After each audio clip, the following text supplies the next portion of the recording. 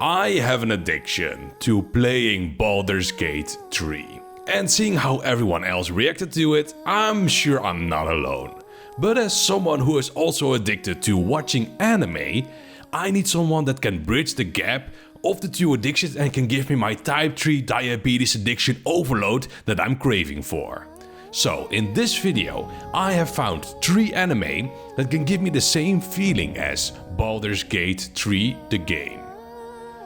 And look at that, 2 of them are from this very same season. So let's start with the most obvious one. Let's start with Goblin Slayer.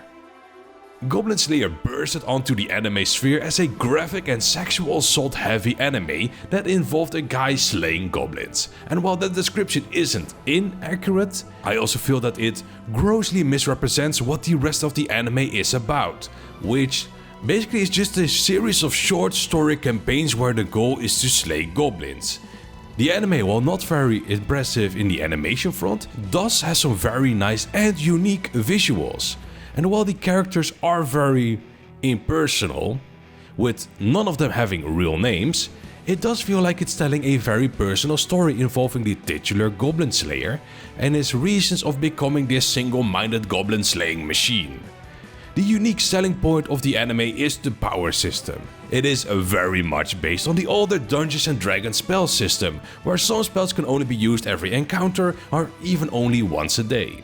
Due to the limited nature of the powers, requires the party to plan out every encounter and not start out throwing out their strongest attack every time an enemy pops up, but having to save them for the ideal moment, while also stashing up on important items that can help them in the upcoming battle, like potions, bombs and magic scrolls. It is very clear that Goblin Slayer's influence is the very same influence that made Baldur's Gate. I mean, look at both the first and second season opening and its involvement with dice.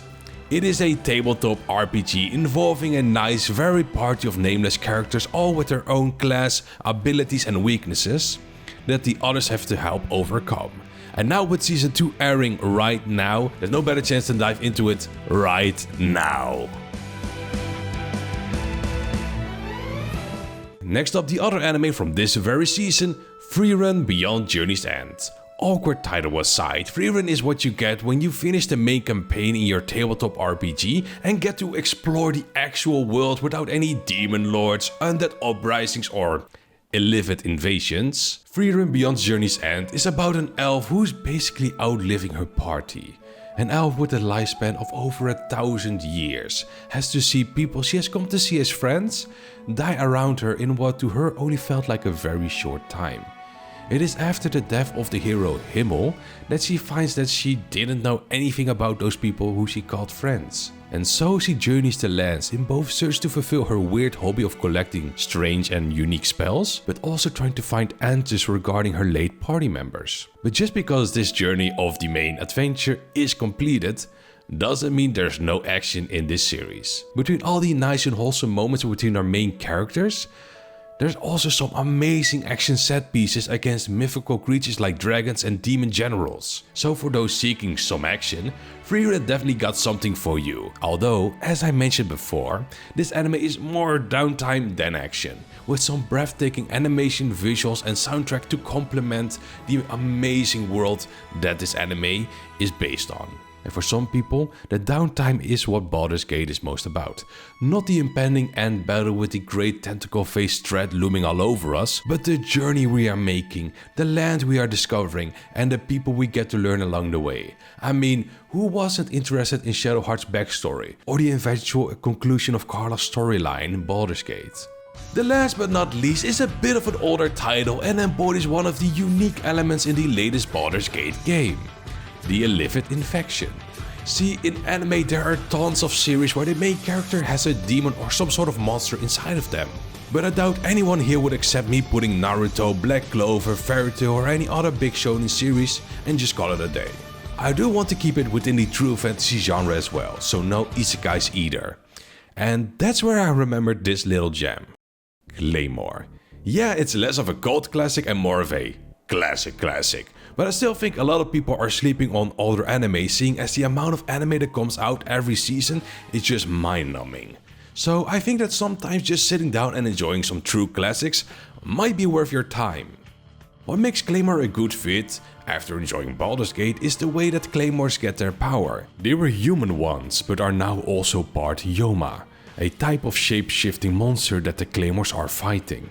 Just like how we in Baldur's Gate can fight the Illithid by using the powers of the Illithid, the Claymores are fighting Yoma by using the powers of the Yoma. And by overusing that power, they themselves eventually turn into Yoma as well. A story not just about simply defeating monsters with every episode and a monster of the week, but a slow tension building adventure where we have to question the very humanity of the main characters we are following. And the more we get into the story, the more we learn about the organization that most people know as the Claymores, and what part Claire, the main character, plays in it. This anime is the only one on this list that doesn't follow a clear party structure like the other animes of this list, where Claire does most of the fighting, where her partner Rocky is more the emotional support of the series. But it does tackle a lot of these similar themes as Baldur's Gate as well, where the question, when are we monsters? When the tadpole has infected us?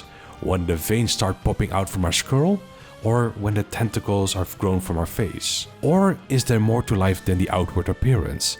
And are the real monsters the ones in charge of the things that we think are the monsters? And I can hear most of you already typing in the comments. Yes, the manga is objectively better and covers the entire story, while the anime only covers the beginning with an alternative ending. I myself always think it's easier to get into media by watching stuff like anime or movies, and for as long as Claymore is following the manga, it is a damn good show. And that's it for today, people. I hope you enjoyed it. And for the honorable mentions, we have Overlord, where it's not exactly much like Baldur's Gate. The writer of Overlord is a big Dungeons & Dragons fan who DMs sessions himself with his friends and uses a lot of those sessions when writing the story. I hope you enjoyed it, and if you did, hit the like button. If you don't want to be a tentacle-faced monster, hit subscribe. I'm Durcoin, and thank you for watching.